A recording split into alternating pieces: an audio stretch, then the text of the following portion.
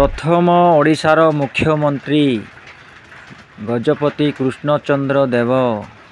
प्रथम ओडिया राज्यपाल डॉक्टर हरेकृष्ण महताब,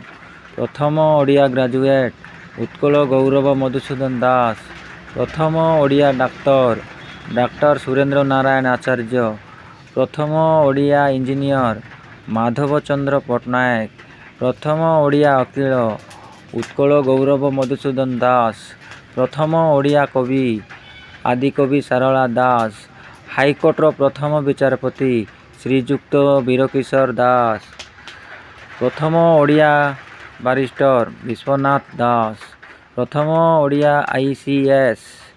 नीलमणि सेनापति, प्रथम ओडिया नारी मुख्यमंत्री श्रीमती नंदिनी शतपथी, प्रथम नारी मंत्री बसंत मंजरी देवी, प्रथम विश्वविद्यालय उत्कल विश्वविद्यालय, प्रथम महाविद्यालय